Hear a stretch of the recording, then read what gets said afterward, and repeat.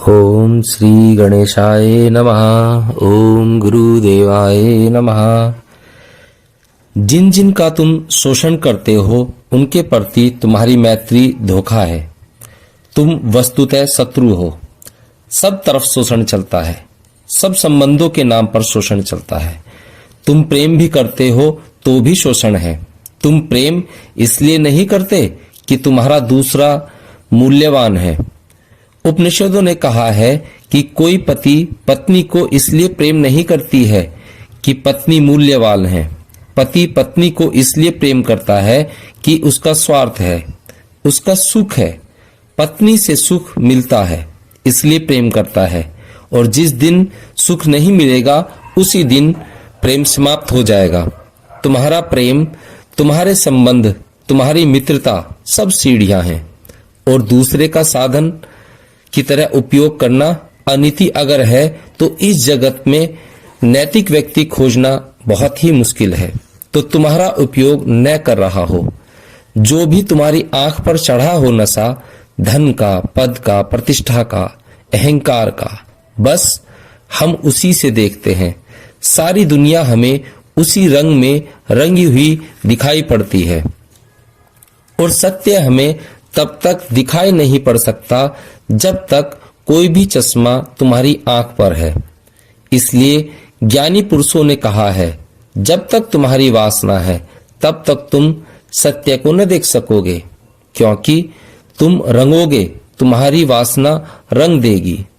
संस्कृत में जो शब्द है वासना के लिए वह बहुत बहुमूल्य है, वह है राग, और राग का एक अर्थ रंग भी होता है।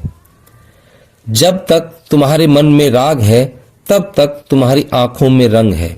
वैराग्य तो उसी का फलित होगा जिसकी आंखों के सब रंग खो जाएं। विराग का अर्थ है रंगहीन, रंग शून्य दृष्टि। जब तक तुम्हारी आंख में कोई भी वासना है वही तुम्हारी आंख का रंग है, तुम उसी से देख रहे हो। तुमने कभी ख्याल किया, अगर तुमने उपवास किया हो और तुम बाजार से निकलो, उस दिन तुम्हें रेस्टोरेंट, होटल, भोजन की मिठाई की दुकानें अतिरेक से दिखाई पड़ेंगी। वे सदा से वहां थी, लेकिन रोज तुम भरपेट निकलते थे। तब तुमने कभी उन पर ध्यान ही नहीं दिया, उनको चुना नहीं था। आज वे तुम्हें अतिरेक से दिखाई पड़ेंगी, उसकी मात्रा बहुत ज्यादा मालूम पड़ेगी। बीच की और दुकानें खो जाएंगी, जूते की दुकानें, कपड़े की दुकानें, वे सब बीच में खो जाएंगी। सारा बाजार ऐसा लगेगा कि मिष्ठान का है, क्योंकि तुम उपवास से हो, तुम्हारी आंखों पर भोजन का रंग है। ब्रह्मचारी निकले रास्ते से तो उसे पुरुष नहीं दिखाई पड़ते, सिर्फ स्त्रियां दिखाई पड़ती हैं। उसकी आंखों का एक रंग है। तुम जो भी आंख में लिए हो वही रंग तुम्हारे चारों तरफ प्रोजेक्ट होता है। इसमें हमने माया कहा है, इसको हमने माया कहा है। तथ्य को रंगकर देखना माया है, तथ्य को तथ्य के तरह देख लेना ब्रह्म है।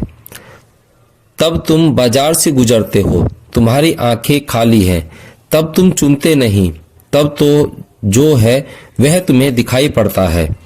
तब तुम जगत में कुछ डालते नहीं, तुम सिर्फ साक्षी होते हो। ये तीनों मजदूर रागी हैं, और अगर राग ही चुनना हो तो तीसरे मजदूर का चुनना। अगर राग में ही पढ़ना हो तो धार्मिक व्यक्ति का राग पढ़ने जैसा है। अगर बीमारी ही चुननी हो तो धार्मिक आदमी की बीमारी सबसे बेहतर है।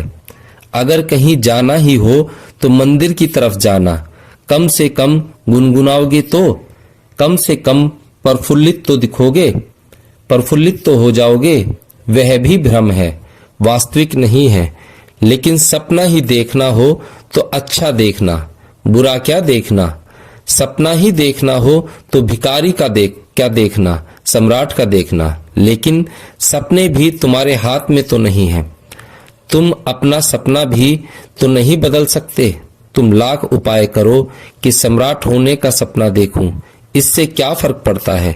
सपने पर तुम्हारा कोई काबू नहीं है। सपने पर काबू तो उसका होता है जिसका वासना पर काबू होता है, तब वह अपने सपनों का मालिक होता है। वह कोई सपना नहीं देखता है, वह सपना देखेगा ही क्यों? क्योंकि वह जानता है कि सपने में सम्राट होना उतना ही फिजूल है जितना सपने में भिखारी होना। मंदिर के सामने बैठकर पत्थर तोड़ना है तो दुखी होना भी व्यर्थ है, उदास होना भी व्यर्थ है, प्रफुल्लित होना भी व्यर्थ है। तथ्य न तो उदास करता है, न दुखी करता है, न प्रफुल्लित करता है। तथ्य केवल शांत कर सकता है, और शांत बड़ी अलग दशा है। वह अनुचेतना की स्थिति है। तुम ठीक संतुलित हो, न तुम यहाँ झुके हो इस तरफ दुख उदासी, न झुके हो उस तरफ प्रफुल्लित सुख में, तब तुम झुके ही नहीं हो, तुम बीच में खड़े हो, तुम सम्मिलित हो। इसको गीता में स्थिति प्रज्ञा कहा है। तब तुम्हारी चेतना ऐसी स्थिर हो गई है जैसे किसी भवन में जहां हवा का झोंका न आता हो, कोई दिया स्थिर हो जाए, दिए की ज्योति निष्कंप हो जाए। वह चौथा आदमी इस कहानी में नहीं है, उसे मैं जोड़ देता हूँ। लेकिन अगर चौथा तुम्हारी समझ में न आए तो तुम तीसरे को चुनना। अगर तीसरा तुम्हें बड़ी मुश्किल पड़े तो दूसरे को चुनना, और पहले को तो चुनने का सवाल ही नहीं है। वह तो तुम हो ही।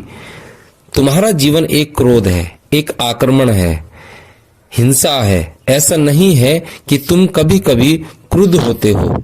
तुम क्रोध में हो, उठते हो, बैठते हो, चलते हो, लेकिन तुम क्रुद्ध हो। तुम सारे जीवन के प्रति क्रोध से भरे हो, प्रतिशोध से भरे हो, जैसा कोई बदला लेना है, जैसे कि तुम पैदा हुए। यह तुम पर बड़ा अन्याय हो गया, तुम शिकायत से भरे हुए हो।